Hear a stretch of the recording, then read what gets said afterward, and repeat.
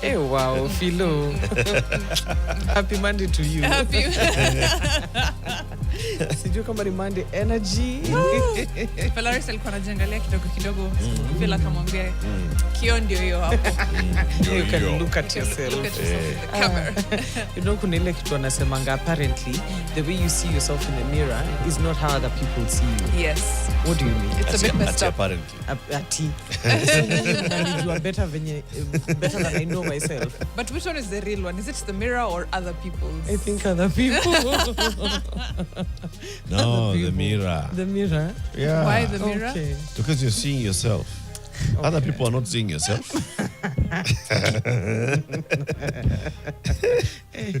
The mirror. No. The mirror. The mirror inverts. Yes. Sindio? The mirror inverts. So do other people. Other How people. do you know I'm not seeing your life? Your left from your right.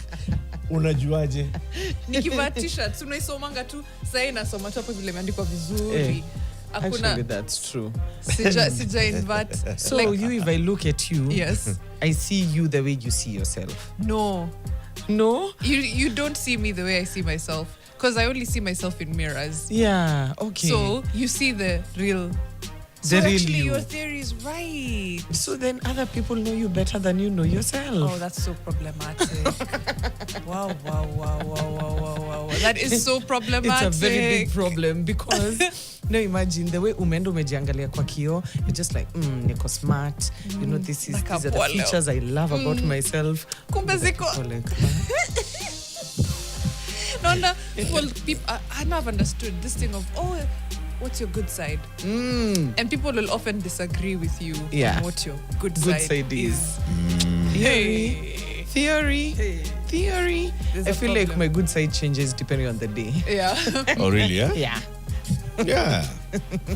Ukiamka leo una feel It's more on the left. Yeah. No, you say you're smart. Then you say dingin, I'm like, you don't even look at me. Yeah, my guys, good morning. Hi, Maria. We missed you. I missed you guys too. Saseni. Tuko poa. Yeah. I think Fela put it best. Ile siku unakaa home from school for one day. That's the day. Ronaldo anakam shule. Elon Musk anapeana Teslas. Like, what's happening? Wanaenda chocolate factory? Yeah. What's happening? Unaendaje jamani? Hey. And then when you come back, it's like story ya jamba. You're like, what? What do you mean? Yeah. How no?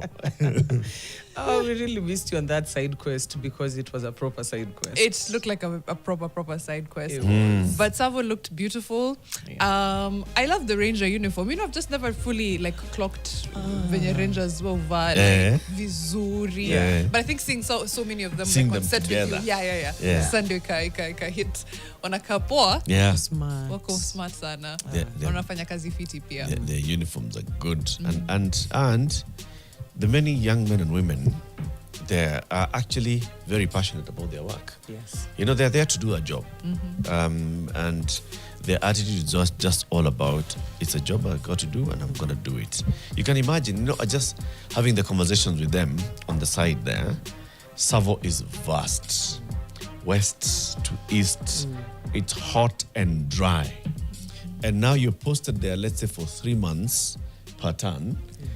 Uko ndani ya bush, wewe, it's just wild animals and maybe poachers. Okay? So poachers are armed, wild animals are dangerous. They're wild. Okay. And you're there for 3 months. Yo. Obviously, it's not like they have apartments in the bush. No. So you're living in just those makeshift houses. You're moving up and down from one side to the other. Man, respect. Mad respect. And how do you find your way? Like, if ukiwa on patrol usiku, how do you find your way back to base camp? Back to base. Yeah. Yeah. Ni compass, ni maps. Na radio. Yeah. Na radio. Some of the navigators, Yeah. their navigation skills are on point. Hey. Because you just look at that kahil and you know that kahil, or in areas where there's no hill, you use some tree. As your that's your marker. Your baobab ndio maka yangu. Wow. Kivuli kiwa east side, so I go this way. Wow. Wait. Wow. It's honestly incredible work. It's every time you meet people that are passionately doing, their work, and you can tell they're there by choice. Yeah. They were not forced, they're there by choice. Yeah. It just makes you really think hard whether or not you love what you do, like to that extent. Yep.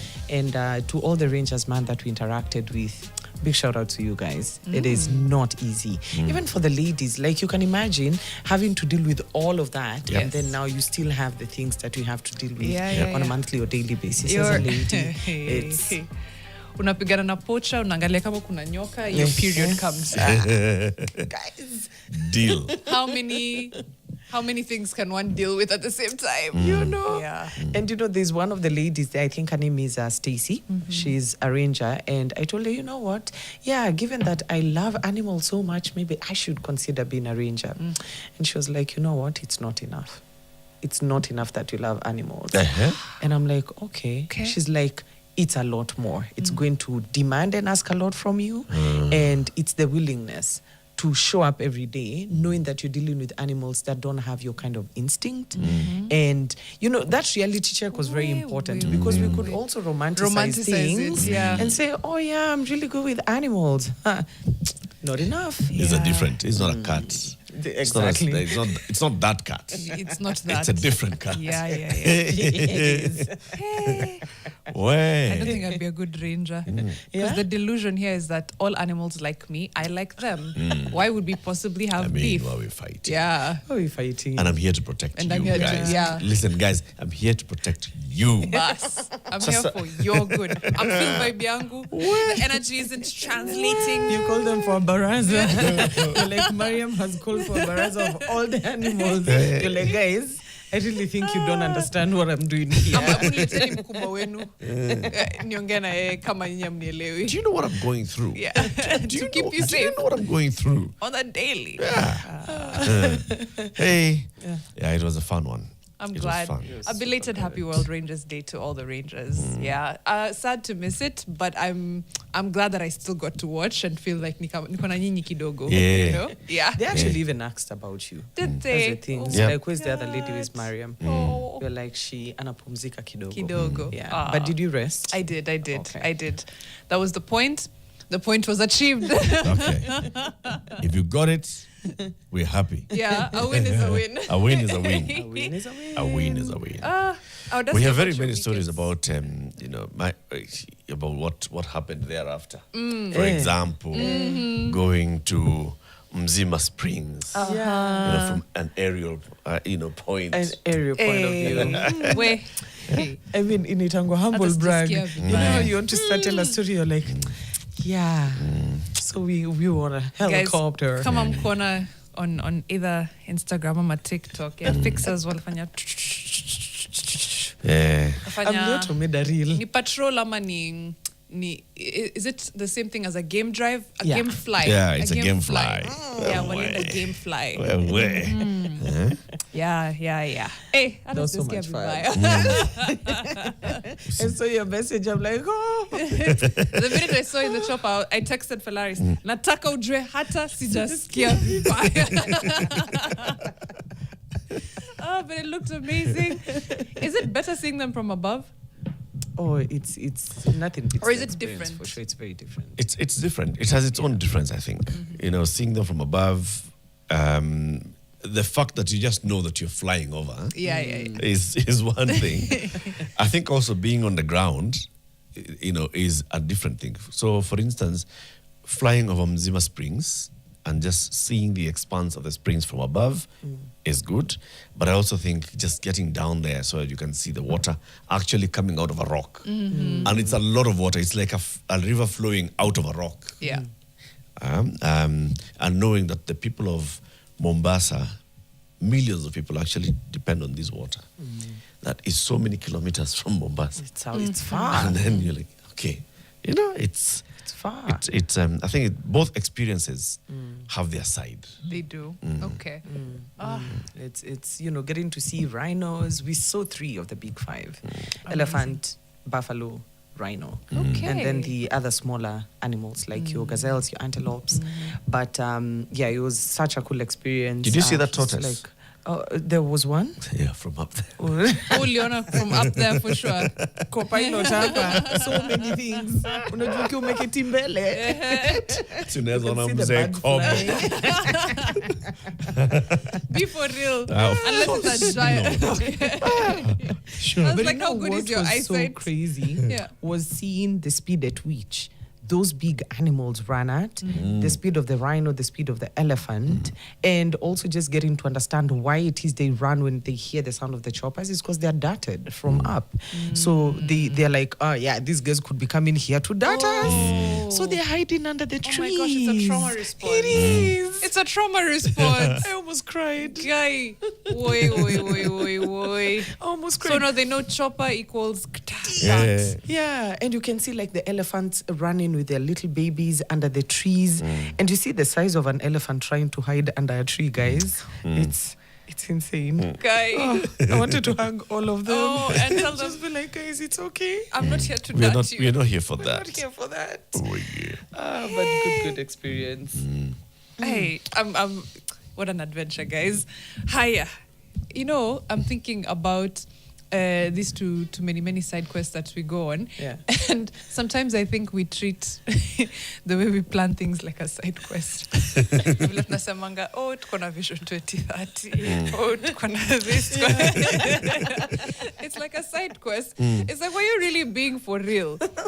And then for some, it's a quest, like it's proper, it's the plan, it's the mission. Yeah. For others, it feels like a little bit of a side quest. It feels like going out of your way to do something. It doesn't feel like it's part of your bones. But then there's now Vision, let's call it 2060 for now. Yeah. Yeah. What President Ruto was alluding to on Friday. And we'll be discussing Vision 2030, how far we've come as far as achieving that, where we need to go in the next 3 years, because 2026 imeisha, Yeah. to achieve those things, fine. And what, Singapore 2060, Malaysia, whatever you want to call it, what this one looks like. And we'll be speaking to the chairman of the Vision 2030 Delivery Board at 8 a.m. His name is Emmanuel Nzai. Hey, long way. I mean, we've come a long way. We have a lot longer to go. Yeah. How do we make sure that this isn't a side quest? This, if we're being honest and for real with ourselves, how do we make sure that this is a real thing that every incumbent, every other leader understands to the bones and is making it their mission to realize? I think that would be my question to Emmanuel. Yeah. So I like that you said, sometimes we treat these things as a side quest, and who's actually then working on it. I know there was CG medium term, CG all of those milestones that were supposed to be marked. Yes. In the 9 o'clock hour, we'll still be sticking to that conversation on the vision that the president communicated. And just looking at the youth perspective, I remember when Vision 2030 was launched, I was well within my sensible, mind to understand exactly what was going on. Now, I'm a full-grown adult, been a taxpayer for so many years, and, the generation we're bringing up are literally being born into this, and we're raising them through this vision that the president is communicating. How different is it going to be from what our experience has been? Are we then just going to look back and say, oh yeah, we gave you guys roads, the vision is complete? And are the youth buying this vision as it is? What has the experience of 2030 been? And, this incoming vision. So the youth perspective is what we'll be chatting about in the 9 o'clock hour with Clarence Kagwara, CK7, who's a youth advocate and an aspirant, if I'm not wrong. Yeah. At 7 o'clock, we'll begin a conversation with politics of the opposition. So we're seeing moves, and there've been a lot of pressure on you guys. Are you going to be together? Are you moving? Are you being bought? So on. Dan Manzo, the senator from Makueni County, will be joining us at 7. Talk about united opposition. Is it going to stay united? And if they come up with whoever the front runners are going to be, how are the others going to behave? Yeah. Kizungu mkuti. Yeah. Kizungu itakuwa mkuti. Sure. Quote ya leo? Hey, quote ya leo is courtesy of an author or contemporary writer known as Lawrence Nault. And the quote reads, The river teaches us that persistence is stronger than force.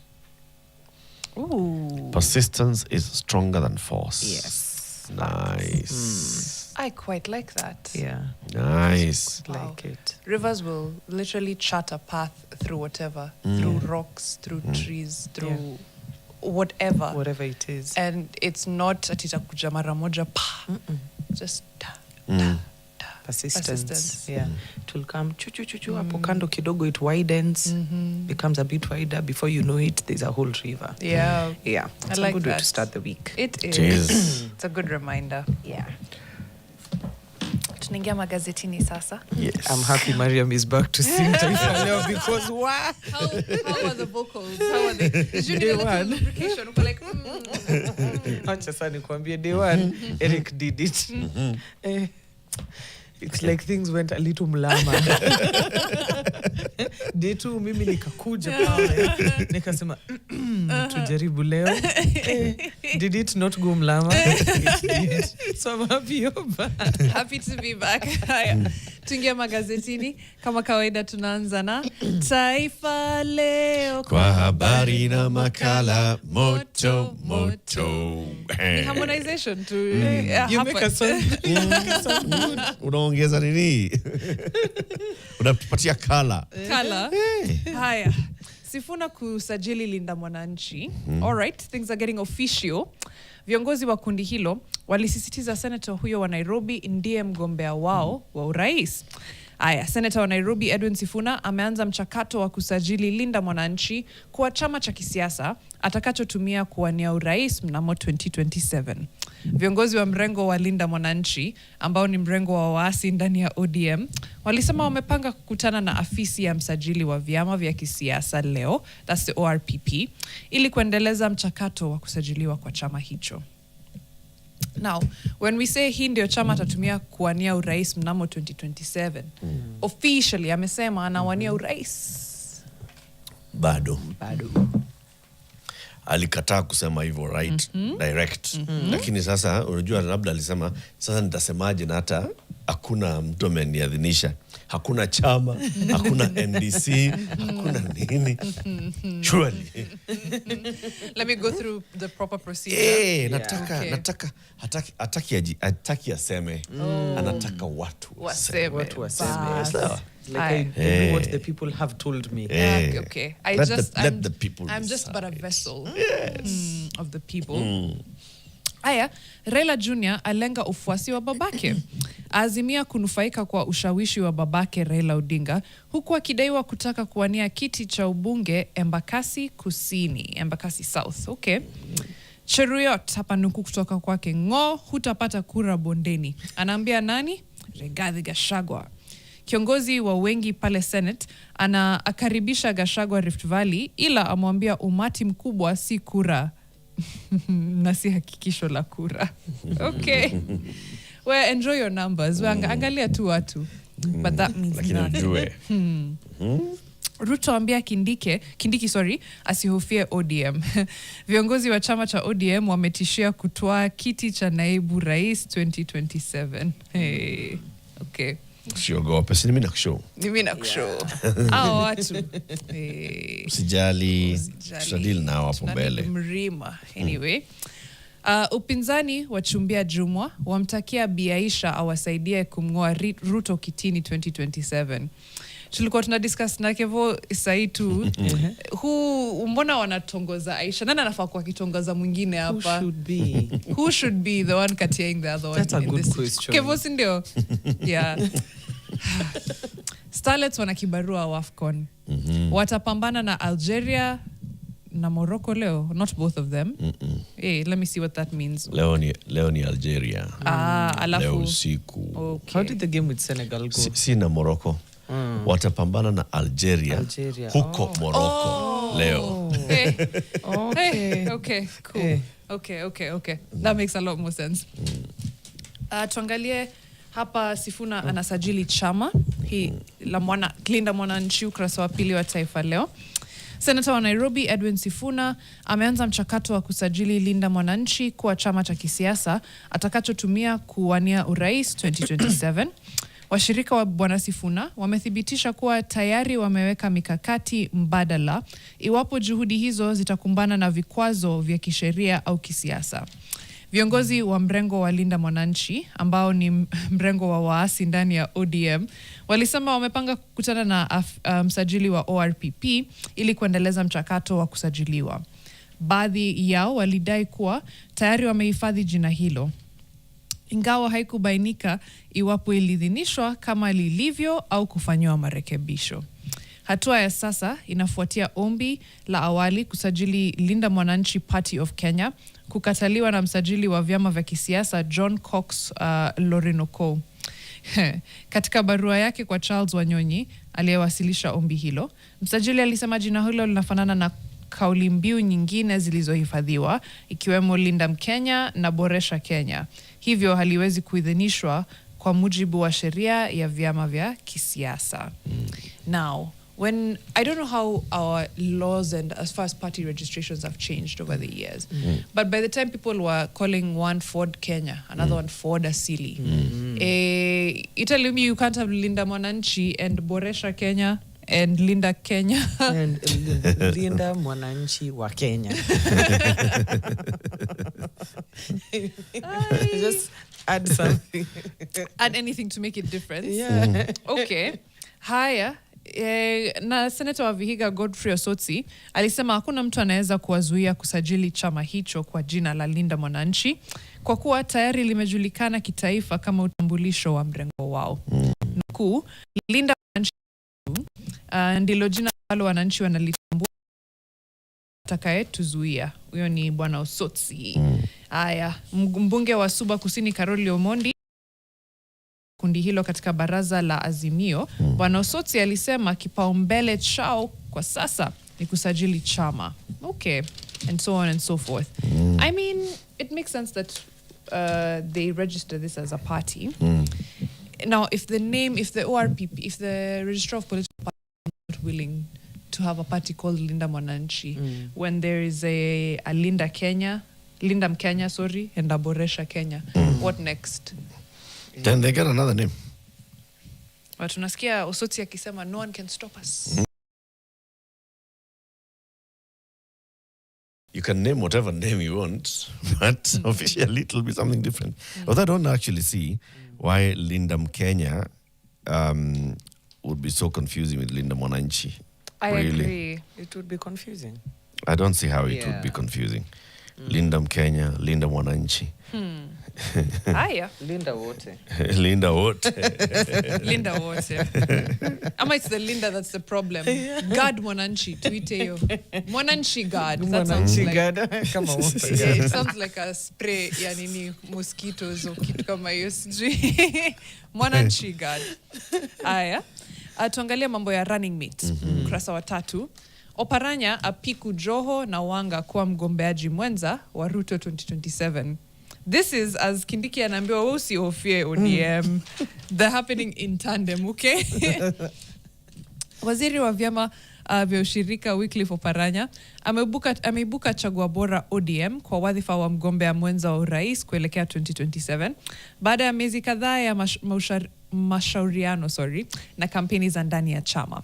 Hatua hiyo inajiri huku ODM ikijipanga kuingia katika mazungumzo na UDA kuhusu ushirikiano wa kisiasa. Duru ndani ya chama zinaeleza kuwa viongozi wakuu wa ODM sasa wamekubaliana kumunga mkono Bwana Oparanya ili awe mgombea mwenza wa Rais Ruto. Hali hiyo sasa inamweka kwenye kinyang'anyiro kikali dhidi ya naibu rais Profesa Kindiki ambaye anapigiwa upato na viongozi wa UDA. Awali, waziri wa madini Hassan Joho na gavana wa Homa Bay Gladys Wanga walikuwa wakitajwa kama wanaoweza kuwa mgombeaji mwenza wa Rais Ruto, lakini juhudi zao zinaonekana kufifia. Bi Wanga sasa ameelekeza nguvu zake katika kampeni za kutetea kiti chake cha ugavana, huku Bwana Joho akijikita katika kampeni za kuunga mkono azma ya Rais Ruto ya kuchaguliwa tena. What happened? How did we get to Oparanya? Deputy party leader, kumbuka, Ni senior sawa. was from Western. He's senior from Western. So ODM wanasema so as to secure Western. So that Western does not go with this Sifuna guy. Let's counter it with Oprania. Let's have a leader from Western. As you have a leader from Western, what happens to the coast and to Luo Nyanza? Governor Wanga, Joho, Wanga ni nani? governor. Okay. Wa Homa Bay. Ni sawa. Yeye amesema anataka kuwa deputy president. Hajasema.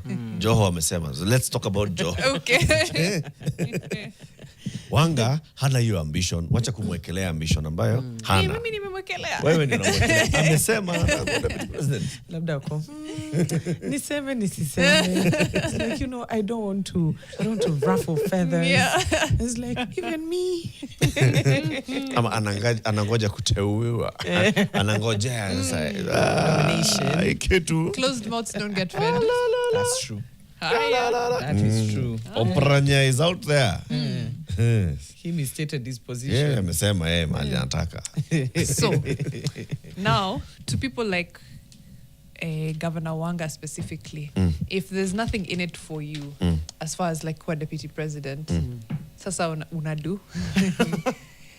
Anyway. Running for, is it her second time or first time? Yeah, she wants to run for second. Yeah. Yeah, it's I mean, Unajua pia maybe it's unaweza kuwa planning waziri. ahead. Yeah. Yeah. Could be a CS. Either way, they're asking for half of everything. Okay. So naweza jipata yeye ni waziri Kuwa pale. waziri.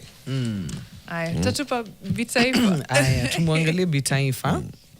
Nelias Wageshi, miaka 25, ni mkazi wa Othaya, Nyeri. Uraibu wake ni upishi, kuvinjari maeneo mbalimbali, kutazama filamu na kusoma riwaya. All right. Othaya. Nyere. Very nice. Very nice. Huo udongo ni wa Othaya. Othaya ni shambani, Philip. Anauliza mbona hamna kabro? Hamna kabro. Kabro shambani wewe. Shambani. Ala. Pale food basketi. Basketi. Kikapu cha chakula. Bas, pale Othaya. Pale Othaya. Let's take a short break. We'll be right back taking a look at the Business Daily and the Daily Nation. Hashtag is Fixing the Nation and TV. Hi Fixers, my name is Wangeshi Morioki, producer of Fixing the Nation, na niko hapa na Captain Mutie. Captain Mutie is helping us to fuel this chopper, right? Captain, thank you so much. How long have you done this? I've been flying for the last 40 years, since 1986. Wow. Since before I was born? For the KDF, Kenya Police, Commercial Aviation, Kenya Forest, and Kenya Water Service. Why are we fueling in the bush? We are topping up fuel so that we can go and look around the park, Southwest National Park. Okay. Yeah. What do you have to tell people who would want to try this? They are very much welcome. It's a very satisfying career when it is working. Okay. Once there are certain challenges, but you can still make it. Right? Yeah. It's a good career. You're a fixer. Yeah. We fix the nation? From Savo. From Savo.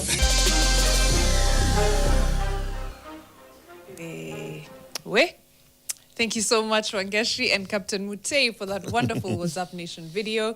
I did not know even your chopper inafioliwa until I saw it. I really did not know. If you had asked me, I would have told you maybe there's petrol stations for choppers. In the bush. In the bush.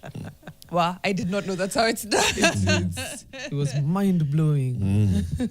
I love it so much. And Captain Mutei has been in service for 40 years, Imagine. 1986. And I'm sure his career has been incredibly fulfilling. I think he has probably seen tortoises from up there. His eyesight has to be that good. Oh, yeah. But thank you so much, Wangeshi, as well, for that wonderful What's Up Nation video. It's always good to see what fixers are up to when you leave the office for 2 days. Our number is 0769 590 762, 0769 590 762. Let us know who you are, where you are, and how you're fixing the nation. And we'll be more than happy to play that video in the next hour. Ama kesho. Easy as that. Fixers Wako Online, still Mike the One has the verse of the day, Romans 8:28. And we know that in all things God works for the good of those who love him, who have been called according to his purpose. Happy new month and a happy new week. Oh, happy new month. Yes. Eli says animals keep you calm. Uko kwa bush. Elisha niko life nikiwa Kipsitet mpaka ieleweke. Sawa. Kipsitet. Kipsitet iko wapi Elisha? Tuambie. Anaendelea, if they mention visions, they don't let them get away with it. Don't let them get away with it if they mention visions. Oh, yeah? Stephen Kosira, tears of a coffin maker cannot be trusted in any funeral. Amekuja kulia kwa matanga yako. Mariam, karibu. Good morning, Eric and Flaris. Good morning. Staki Mapepe, good morning. Fixers, welcome back, Mariam. As Harambee starlets are being humbled in Morocco, I'm enjoying watching the nationals at my doorstep at M-Pesa Foundation. My focus being on soccer. Oh, nationals at M-Pesa Foundation? How's it going so far, Malimu? Tell us. Yeah, focus is on soccer.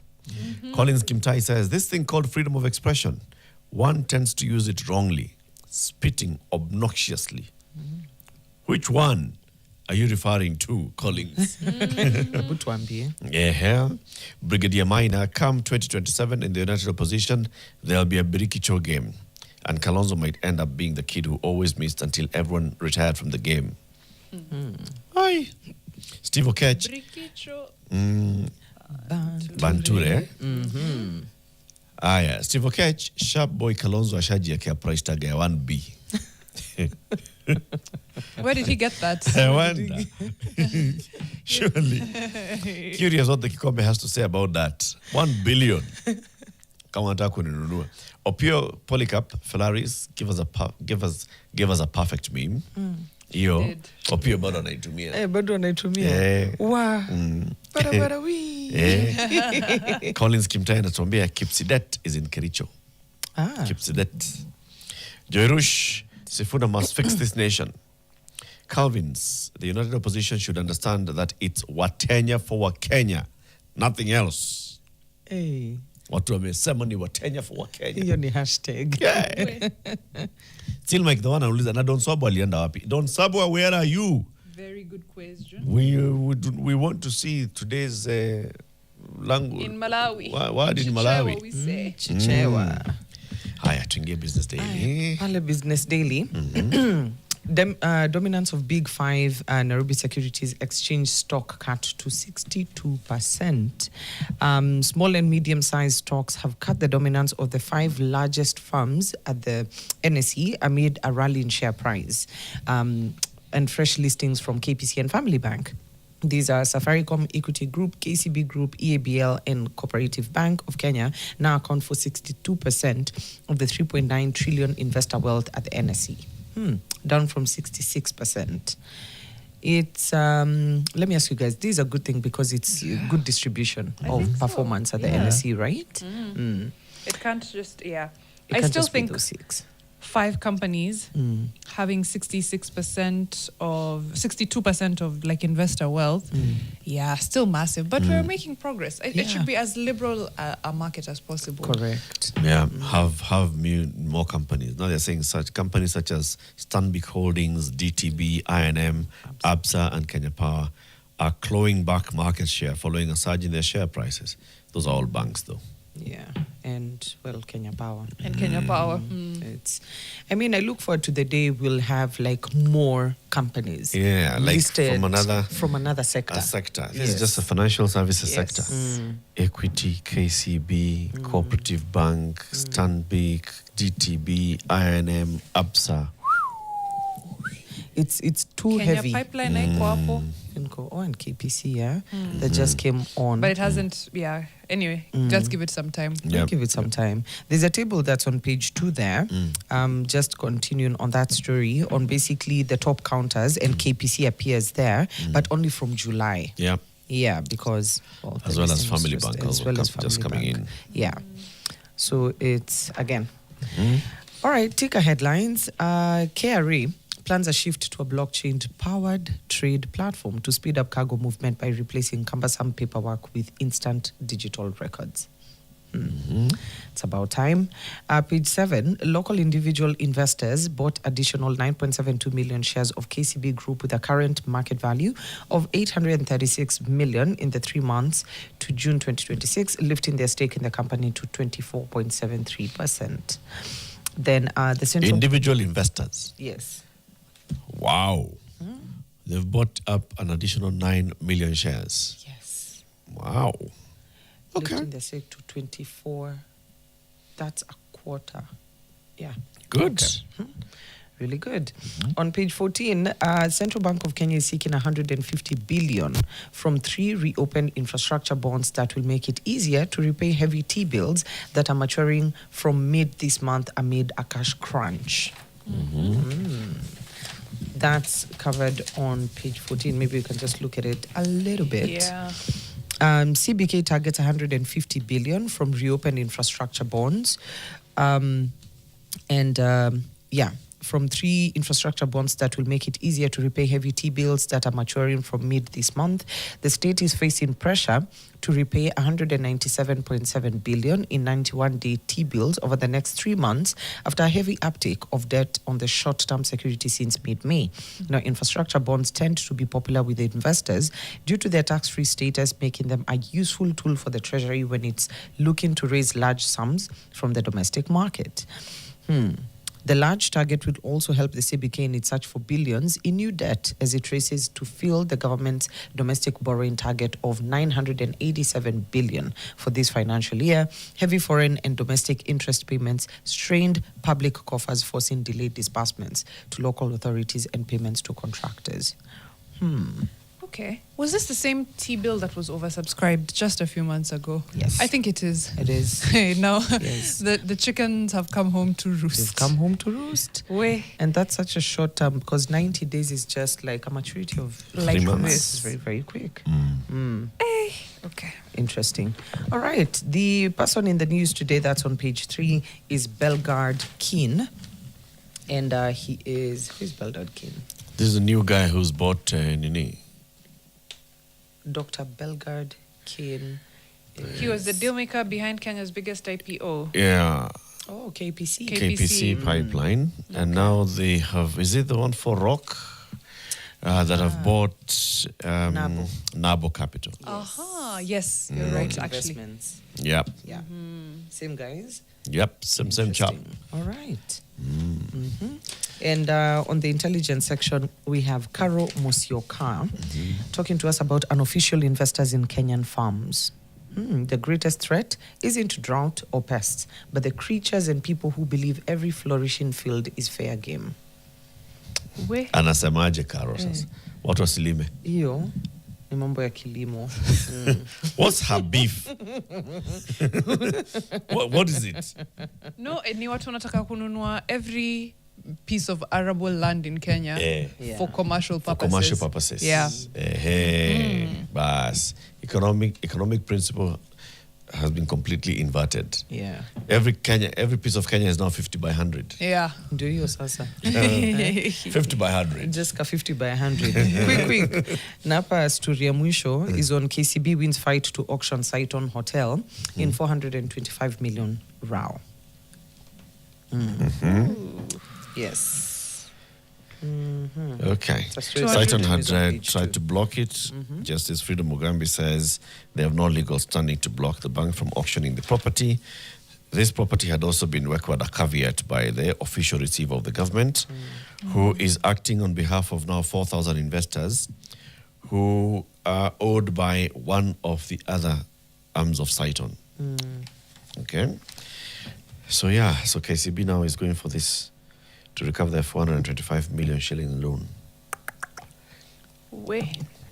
Kuna story kwa hapa page 5. Probably it's something that will get somebody to come speak to it, which is the Auditor General, Nancy Gathungu, and Control of Budget have flagged 7.7 billion in commitment charges for loans tapped but not used over 5 years, warning of violations of prudent use of public funds.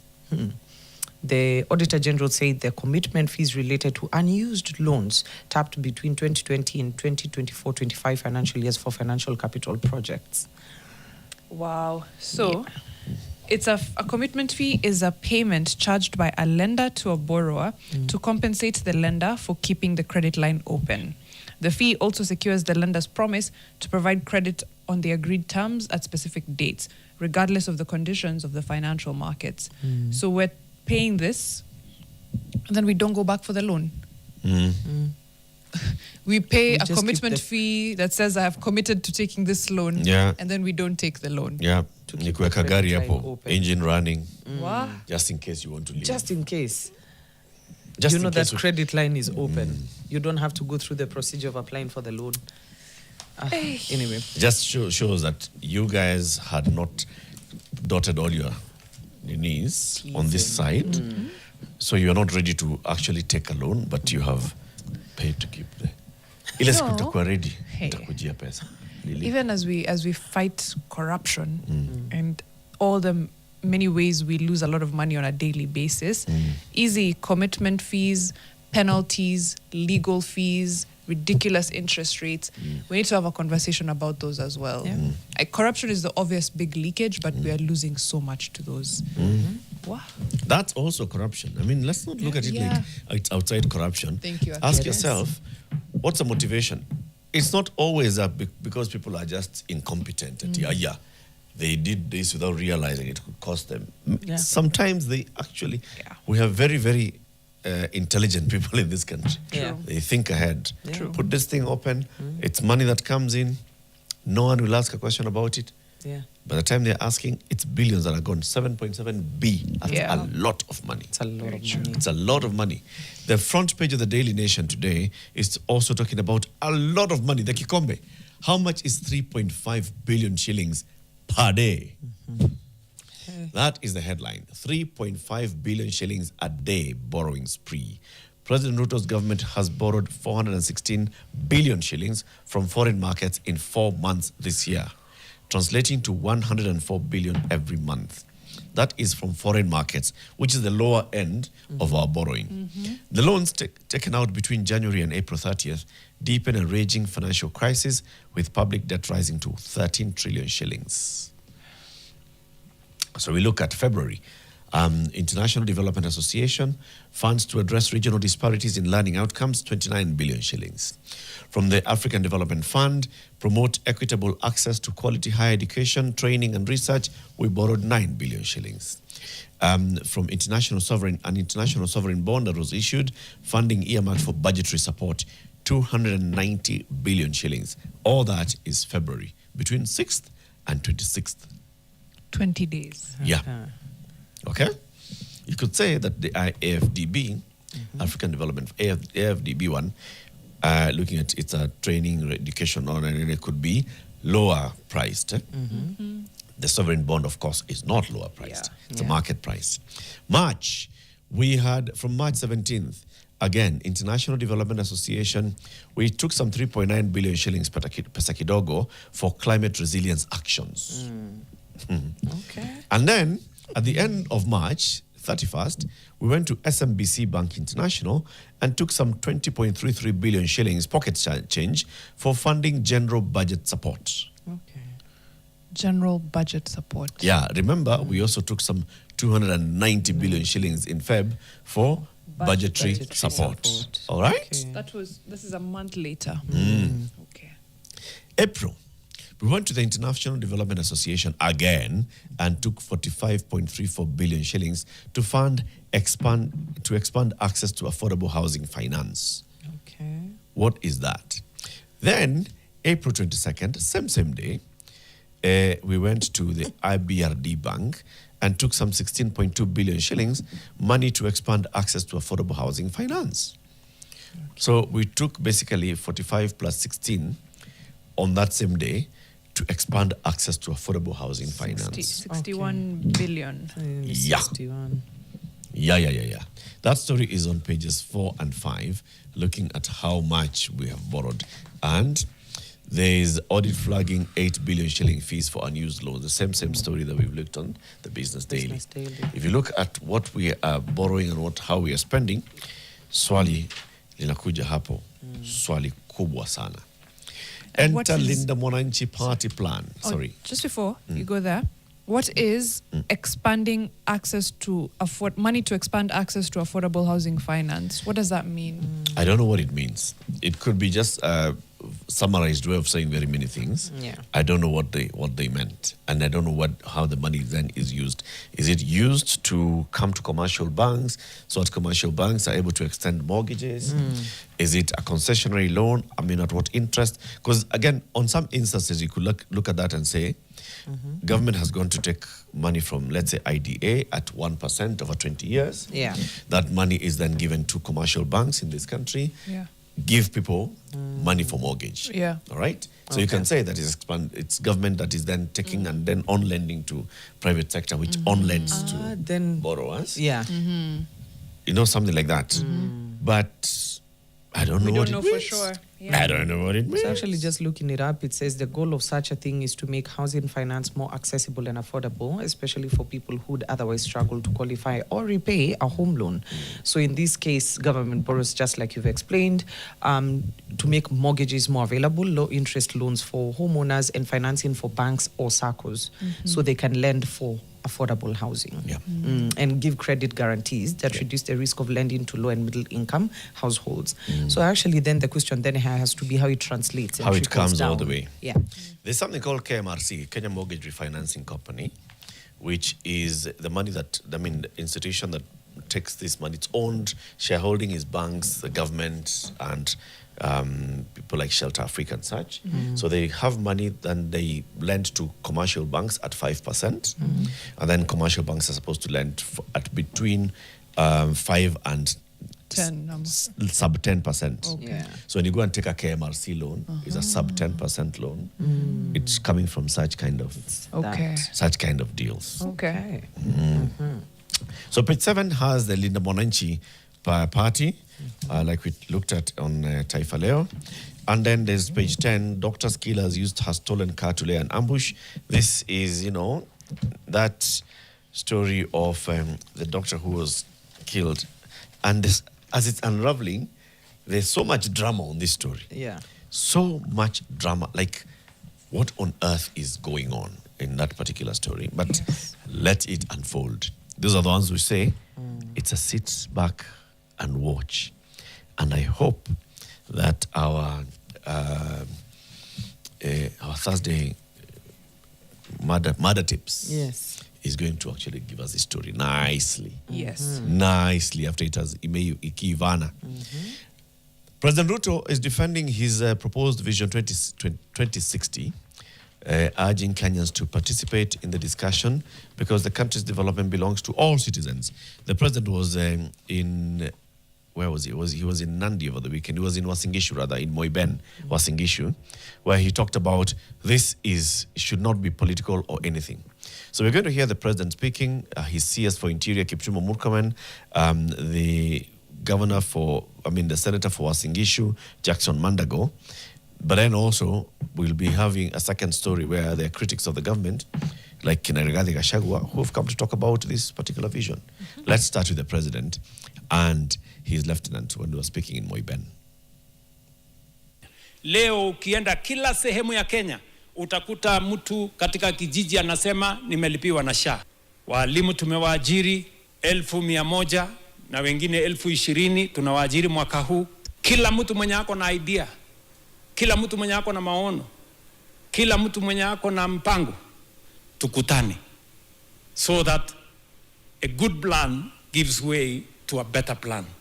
And a better plan gives way to the best plan. And then we can move together as a nation. Kuna wengine wanasema ati hii ni mjadala ama ni discussion ambaye ni wrong timing. There is no time that is right for anybody to stay in poverty. It is always time for us to think how we can be a wealthy, a prosperous, a developed nation. The Constitution of Kenya envisages a country that is democratic, a country based on the rule of law, a country that believes in human rights. It also envisages a wealthy and a prosperous nation, a developed nation. And that is why Article 43 of our Constitution speaks about decent housing, high standards of health, Uongozi wako umewaleta Wakenya kutoka tabaka mbalimbali. Wewe umeeneza mambo ya uchumi na maendeleo katika sehemu zote za Kenya. Hawa wanajaribu kushindana na wewe kwa siasa bila maendeleo. Na Wakenya sio wajinga. Wakenya wanatofautisha uongozi wa kuleta maendeleo, uongozi wa kupeleka Kenya mbele, na uongozi wa kufanya pata potea. Yeah, so the president is saying, you know what, let's all come together and talk about the next phase of this, right? Yeah. Well, at the same time, he's saying, look, we have done quite a bit of work. Now, on the other side, opposition leaders, Kina Kalonzo, Gitonga Mokunji, MP for Manyata, and Ndegwa, who's an advocate of the High Court, were speaking, where, you know, Kalonzo was taking, we are hardworking Kenyans. We are hardworking. We need to think of ourselves as hardworking Kenyans going forward. But then there's also Omunyoro, who was saying, ati wanataka kubadilisha katiba. Hawa watu walete parliamentary system. Ndio sasa wabadilisha katiba. Ndio sasa ndio wakae kwa ofisi. Ndio wasitoke. Huyo ni Omunyoro amesema.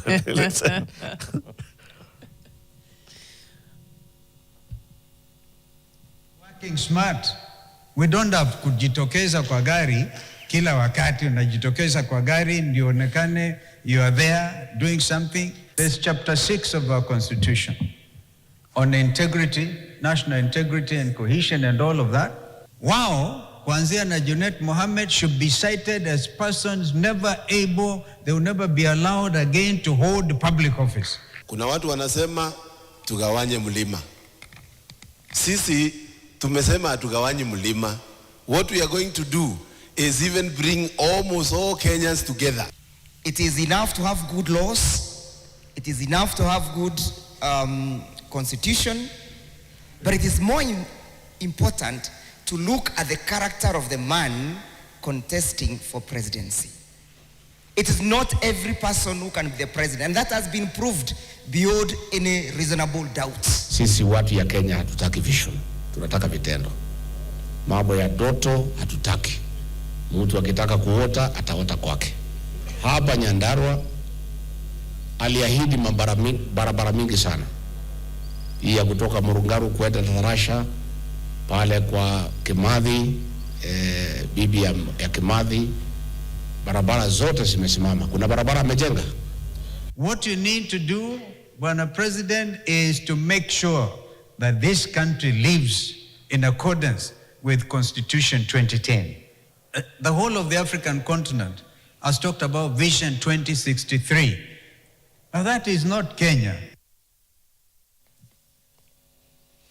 So is Manstivo saying that Kenya should also not think of Vision 2063? Or what do you get from the opposition leaders? Are they opposing the idea of the vision, a plan beyond 2030? I actually don't know. I'm trying to understand what he meant when he said that is not Kenya.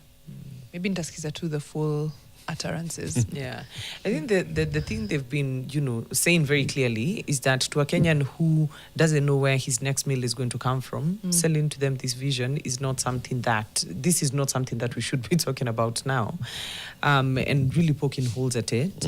And I mean, I don't know what we're opposed to. I don't know whether we're opposed to the man behind the vision, or if it's somebody else who came and presented the vision, then maybe they would buy into it.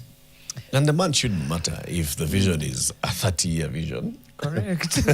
Really. But now they've personalized the vision to the man. And if the man is saying, have a way in which everybody contributes to this vision. I mean, the man didn't matter in Moi when we were redoing our constitution. True. It got to a point where it is not about Moi anymore. It's about all of us writing our constitution. Yeah. Unajua kisamanga, don't shoot the messenger. Yeah. It's because there's a precedent of messengers being shot. And there's a reason. So in this case, you don't even see the contents of the message. You're just like, get out. You've been first of all. It's you. Who? Get out of here. Get out of here. Get out of here, I think man. the responsibility of our leaders to then spin rhetoric that is also very dangerous, that, you know, you come in and say things like, you know, there's a push to have a parliamentary system, there's ABCD. I feel like that's the line of accountability we have to keep pushing. True. And it's like, it's one thing for you to criticize the vision, but for you to come in and introduce a new agenda, yes, we call it politics, but also where do we draw the line? Yeah, very true. Let's take a short break. When we come back, we'll be speaking to Senator Dan Manzo, Senator Makueni, now part of hili vuguvugu la opposition. We'll be right back after this.